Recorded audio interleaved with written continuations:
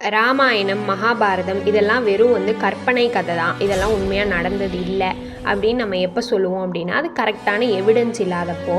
ஆனால் இங்கே ஆர்கியாலஜிஸ்டே ஒரு சிட்டியை கண்டுபிடிச்சி, ஆமாம் இது மகாபாரதத்தில் சொல்லப்படுற நகரம் தான் அப்படின்னு ப்ரூவ் பண்ணியிருக்காங்க. அது என்ன நகரம் அப்படின்னா துவாரகை. கிட்டத்தட்ட 8000 வருஷத்துக்கு முன்னாடி சொல்லப்பட்ட இந்த மகாபாரத கதை உண்மைதான் அப்படின்னு ஆர்கியாலஜிஸ்டே ப்ரூவ் பண்ணி இந்த துவாரகை ரிப்போர்ட்டில் மென்ஷன் பண்ணியிருக்காங்க.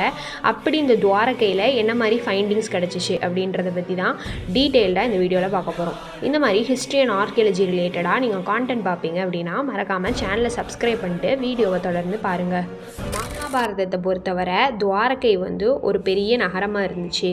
அது கிட்டத்தட்ட 84 கிலோமீட்டர் பரப்பளவில் கோமதி ரிவருக்கும் அரேபியன் சீயும் மீட் பண்ணுற இடத்துல இருந்துச்சு அப்படின்னு சொல்லப்படுது. அது மட்டும் இல்லாமல் கிருஷ்ணர் இறந்தப்பவே அந்த நகரம் அப்படியே தண்ணியில் மூழ்கிருச்சு. இதை அர்ஜுனாவே கண்ணால் பார்த்துருக்காரு அப்படின்னு மகாபாரதம் சொல்லுது. இப்போது இந்த துவாரகையில் நம்ம ஆர்கியாலஜிஸ்டால் என்ன கண்டுபிடிக்கப்பட்டுச்சு அப்படின்னு பார்த்தா 1963 தான் முதல் எக்ஸ்கவேஷன் நடத்தப்படுது. டெக்கான் காலேஜ் ஆஃப் பூனே நடத்துகிறாங்க. அதோட ரிப்போர்ட்டில் அவங்க என்ன சொல்கிறாங்க அப்படின்னா, மினிமம் இப்போ இருக்கிற துவாரகை கிட்டத்தட்ட 2000 வருஷம் பழமையானது அப்படின்னு சொல்லப்படுது. இதை அவங்க கிருஷ்ணாவோட துவாரகை அப்படின்னே ஒரு ஸ்டேட்மெண்ட்டும் அதில் மென்ஷன் பண்ணுறாங்க. ஆனால் இது நிறையா பேர்த்துக்கு ஒரு கன்ஃபியூஷன் தருது, ஒரு குழப்பத்தை தருது. ஏன் அப்படின்னா 2000 வருஷம் பழமையாக இருந்துச்சு அப்படின்னா மௌரியன் அசோகர் காலத்துக்கு அப்புறம்தான் நம்மளோட மகாபாரத கதை வர மாதிரி இருக்கும். ஆனால் இந்த மகாபாரத லிட்ரரி எவிடன்ஸ் வச்சு பார்க்கும்போது அது கிட்டத்தட்ட 8000 வருஷம் பழமையான ஒரு கதை. அப்போ இது 2000 வருஷம் அப்படிங்கிறது அந்த கதைக்கு ஏற்ற மாதிரி இல்லை. லேட்டராக 1979 தான் எஸ்ஆர் ராவ் அப்படின்ற ஒரு ஆர்கியாலஜிஸ்ட் அந்த இடத்த துவாரகா கிட்ட எக்ஸ்கவேஷன் பண்ணுறக்கு சான்ஸ் கிடைக்குது. இருக்கிற துவாரகா டெம்பிள் கிட்ட இருக்கிற ஒரு பஞ்சாயத்து ஆஃபீஸை இடிக்கிறதுக்கு இவர் பர்மிஷன் வாங்கிடுறாரு. அந்த பஞ்சாயத்து ஆஃபீஸை இடித்து தான் இவங்க எக்ஸ்கவேஷன் பண்ணுறாங்க. அதில் இவங்களுக்கு என்ன கிடைக்கிது அப்படின்னா, ஒரு பில்டிங்கை இடித்த உடனே அதுக்கு கீழே அந்த கிரவுண்டு அதுதான் நம்மளுக்கு கிடைக்கும். ஆனால் இந்த பஞ்சாயத்து ஆஃபீஸை அவங்க டெமாலிஷ் பண்ண உடனே கீழே ஒரு விஷ்ணு கோவில் கிடைக்கிது. அது கிட்டத்தட்ட 9th செஞ்சுரியை சேர்ந்தது அப்படின்னு சொல்கிறாங்க. அதை இன்னும் ஃபர்தராக அவங்க எக்ஸ்கவேஷன் பண்ணும்போது கர்ப்ப கிரகா, காரிடாரு, அசம்பிளி ஹாலு, பார்ச் அப்படின்ட்டு நிறையா கிடைக்கிது. ஃபர்தராக அவங்க தோன்றாங்க. அப்போ அவங்களுக்கு இன்னும் 2 கோவில் கிடைக்கிது.